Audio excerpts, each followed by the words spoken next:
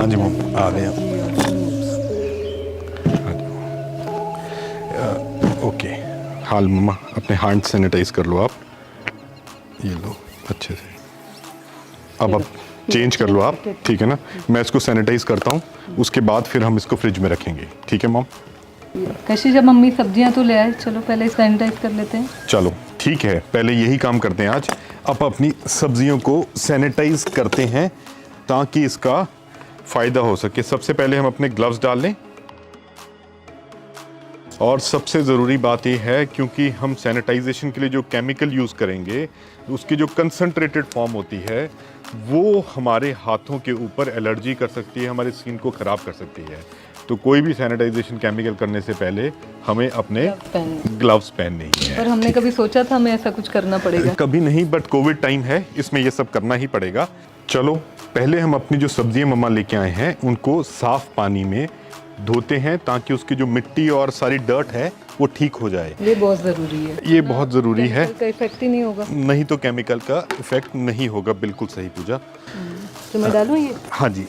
अब धीरे धीरे करके हम इनको अंदर डालते हैं, सब्जियों को इसके अंदर। सबसे पहले अपा जो भी सामान बाहर से आया है उसको साफ पानी में धोना है। ये नॉर्मल टैप वाटर है, गर्म पानी नहीं है, ना ही इसके अंदर कोई केमिकल मिलाया है, ना ही कोई साबुन मिलाया है। बिकॉज अगर इसमें कोई केमिकल या साबुन होगा तो वो हमारे ब्लीचिंग एजेंट जिससे हम आगे सैनिटाइज करने वाले हैं उससे रिएक्ट कर सकता है। धोना किसके लिए ज़रूरी है? क्योंकि अगर हम इनको अच्छे से धोएंगे तो इसके ऊपर से जो सारी डस्ट है वो सारी चली जाएगी, और डस्ट जब चली जाएगी तो डिसइंफेक्टेंट अपना काम बहुत तेज़ी से करेगा। सो ये दोनों चीज़ें बहुत ज़रूरी हैं। हाँ, बस इसको 5 मिनट के लिए रखते हैं ताकि ये साफ़ हो जाए बिल्कुल पानी में। अच्छा, आपने बता दिया कि सोडियम हाइपोक्लोराइड से वॉश करना है। कभी आपने ये सोचा कि हम सोडियम हाइपोक्लोराइड से क्यों वॉश करते हैं? क्या इफ़ेक्ट होता है और ये कोविड पे कैसे एक्ट करता है? आप माइक्रोबायोलॉजिस्ट हो, इसके बारे में आप ही जानकारी देंगे। तो मैं बताती हूँ, आप बताइए कि क्यों इससे करते हैं हम। कोरोना वायरस जो है दैट इज़ एनविलोप्ड वायरस। एनविलोप यानी उसकी एक कवरिंग होती है उस वायरस की। Okay. तो जो एनविलोप्ड होते हैं वो जनरली बहुत ससेप्टिबल होते हैं मल्टीपल मेथड्स को। मतलब जितने ये डेंजरस है ये वायरस, पर उतना ही ये ससेप्टिबल है। अगर हम थोड़ा सा ध्यान रखें तो ये कई चीज़ों से मर जाता है। जब हम आते हैं, हम हैंड वॉश करते हैं, क्यों करते हैं? Because of friction it gets removed, हट जाता है। उसी तरह सोडियम क्योंकि एनविलोप्ड है तो ये कई चीज़ों से इसको हम वी कैन किल इट। और एक चीज़ है डिसइंफेक्शन, तो उसमें सबसे इफेक्टिव माना जा रहा है सोडियम हाइपोक्लोराइड। बिल्कुल, 2 मल्टीपल मेथड्स हैं। लोग कहते हैं नमक का पानी में कर लो साफ, उससे भी हो जाए। विनेगर एक दूसरा तरीका है जिससे हो सकता है। Baking soda is third method, but हम उसी मेथड की बात करते हैं आज जिसको WHO ने और FDO ने सुझाया है, वो है सोडियम हाइपोक्लोराइड। सो आप आज सोडियम हाइपोक्लोराइड से अपनी सब्जियां और अपने फ्रूट्स को डिसइंफेक्ट करेंगे और अपने सर्फेसिस को भी डिसइंफेक्ट करने के बारे में अपने सब दोस्तों के साथ कुछ चीज़ें साझी करेंगे। तो सोडियम हाइपोक्लोराइड है क्या और हमें कहाँ से मिलेगा, ये सबसे बड़ा सवाल है। सोडियम हाइपोक्लोराइड हमें किसी भी केमिकल स्टोर्स जो सप्लाई करते हैं, केमिस्ट शॉप की बात नहीं कर रहा मैं, केमिकल स्टोर्स की बात कर रहा हूँ। जो भी आपके शहर में केमिकल स्टोर्स हों वहाँ पे मिल जाता है। पर इस कोविड टाइम पे इसके लिए आपको दौड़ने की ज़रूरत नहीं है, भागने की ज़रूरत नहीं है। अगर आप अपने घर के वॉशरूम में जाके देखेंगे तो वहाँ पे आपको ऐसी कोई चीज़ मिल जाएगी, जैसे मेरे पास ये है फैब्रिक वाइटनर। ये एक ब्लीचिंग एजेंट है जो हम अपने कपड़ों को सफ़ेद करने के लिए आम तौर पे हर एक घर में यूज़ करते हैं। और मैंने भी अपने घर के एक वॉशरूम से इसको निकाल के अपने मदर को बताया कि ये क्या चीज़ है। और अगर नहीं मिले तो सिंपल बात है कि एक फैब्रिक वाइटनर जो जिसको ब्लीच के नाम से भी जाना जाता है, आपको आराम से मार्केट में बिल्कुल। सो ये जो हमारा ब्लीचिंग एजेंट है उसमें हमें देखना क्या है, सबसे इंपॉर्टेंट है हमें उसमें देखना है इसके इंग्रेडिएंट्स में। ये जो हम इंग्रेडिएंट्स इनको देख रहे हैं उसमें अगर आप देखेंगे इसके 3 इंग्रेडिएंट्स हैं। उसमें से एक है सोडियम हाइपोक्लोराइड जिसकी हम बात कर रहे हैं। सोडियम हाइपोक्लोराइड की जो इसमें परसेंटेज है, जो मेरे हाथ में ब्लीच है, वो है 4%। हमें इसको डाइल्यूट करके 0.12% बनाना है, जो WHO अप्रूव्ड है फॉर सरफेस डिसइंफेक्शन और हमारे वेजिटेबल की सैनिटाइजेशन के लिए। इसके लिए हमें क्या करना है, अब इसको 0.12% बनाना है। वो हम कैसे बनाएंगे उसके बारे में अब हम बात करते हैं। सो मैंने पहले ही ये जो सोडियम हाइपोक्लोराइट को इसमें 150 ml, क्योंकि 4% सोडियम हाइपोक्लोराइट को अगर हमें 0.12% बनाना है तो 7.5 ml को 250 ml में डालना है। हमारे पास इस बकेट में 5 लीटर पानी है, सो 5 लीटर डिसइंफेक्टेंट बनाने के लिए मुझे 150 ml सोडियम हाइपोक्लोराइट चाहिए। और ये 150 ml का सोडियम हाइपोक्लोराइट हम अपने नॉर्मल गर्म पानी के अंदर नहीं, बट टैप वाटर के अंदर इसको डाल देते हैं। इसको डालने के बाद पूजा इसको मिक्स कर दो। अब इसको थोड़ा हिला दो।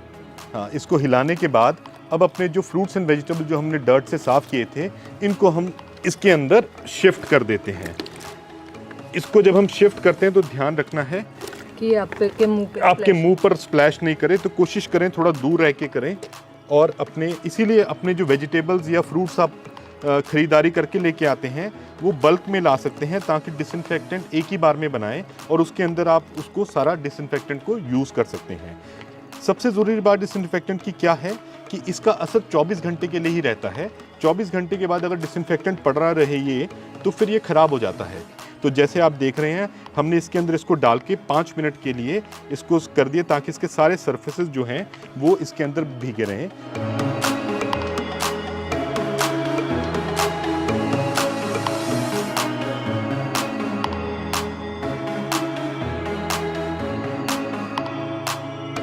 पाँच मिनट पूरे हो गए अपने। अब आप इसको साफ करके, इसके लिए हम ये यूज़ कर सकते हैं अपने गार्डन की ट्यूब को। तो इसको हम ये सिंक में, किचन के सिंक में कर सकते हैं। नॉर्मली हम किचन के सिंक में ही करेंगे, पर क्योंकि हम बाहर बैठे थे तो हमने आज सोचा कि चलिए बाहर कर सकते हैं। बाहर थोड़ा नीचे रखिए। बाहर बैठने के कारण और है कि ये जो केमिकल्स हैं, अगर ये बाहर किए जाएँ यूज़ तो ज़्यादा अच्छा है। उसके बाद एक बार डिसइंफेक्ट करने के बाद आप किचन में ले जाके इसको रनिंग वाटर के अंदर डाल के उसके बाद इसको आप साफ़ पानी के अंदर भिगो सकते हैं, ताकि सारा केमिकल इनमें से निकल जाए। तो इसका सिंपल तरीका और भी हो सकता है कि आप इसको एक सिंक के अंदर पानी जो साफ़ इकट्ठा करके रनिंग वाटर के अंदर उसको थोड़ी देर के लिए छोड़ दीजिए भिगोने के लिए, और इससे आपके जो सारे डर्ट और डस्ट है वो निकल जाएगी। और उसके बाद आप इसको रेफ्रिजरेटर के अंदर साफ़ करके रख सकते हैं और कभी भी उसको इस्तेमाल कर सकते हैं। बट इसके साथ ही मैं एक छोटी सी बात और जोड़ूंगा। मैंने ये रखा हुआ है अपने पास, जैसे आप देख सकते हैं ये 500 ml की बॉटल है। तो 500 ml की बॉटल के अंदर आपको 15 ml का ब्लीच डालना है, 4% वाला। तो ये आपका, जब इसमें 15 ml आपने डाल दिया तो ये 500 ml का आपका डिसइंफेक्टेंट तैयार हो गया। इसको आप इस टिश्यू पेपर के ऊपर डालने के बाद उसको ऐसे एक लाइन में से साफ कर सकते हैं। इसी के साथ अपनी कार के स्टीयरिंग्स, अपने डोर के नॉब्स, जहाँ पे लोग आपके घर के अंदर आते जाते हैं, उसको भी साफ़ करना है। और जब आपके घर पे बाई चांस कोई आता है, कोई मिलता है, कोई जुलता है, जब वो उठ के जाते हैं तो आपके पास ये डिसइंफेक्टेंट बना हुआ है, इसको आप स्प्रे करें और उसके ऊपर ऐसे साफ़ कर दें। सो दोस्तों, मैंने अपनी माइक्रोबायोलॉजिस्ट वाइफ से ये डिसइंफेक्शन की चीज़ें सीखी और हम दोनों ने मिल के आप तक ये तरीका पहुँचाया है। हम उम्मीद करते हैं कि आप इसको इस्तेमाल करेंगे और इसके इस्तेमाल के साथ आप अपने काम पे, अपने घर पे कोरोना से बचे रहेंगे। पर एक चीज़ ज़रूर ध्यान रखिए, इसको पीना नहीं है, जो बहुत ही ख़तरनाक हो सकता है आपके लिए। जब भी डिसइंफेक्टेंट बनाना है तो थोड़ा दूरी से अपने हाथ में ग्लव्स डाल के और आंखों पे चश्मा लगा के बनाइए, ताकि ये आपके स्किन को और आपकी आंखों को नुकसान ना कर सके। सो दोस्तों, stay home, stay safe, corona से बचे रहें। और उम्मीद करता हूँ ये हमारा छोटी सी कोशिश, एक छोटा सा वीडियो पसंद आएगा। थम्स अप करिए, लाइक करिए, सब्सक्राइब करिए। हम हमेशा आपके साथ संपर्क में रहेंगे। प्लीज़ घर पे रहिए और जितना ज़रूरत हो उतना ही निकलिए। नमस्कार। नमस्कार।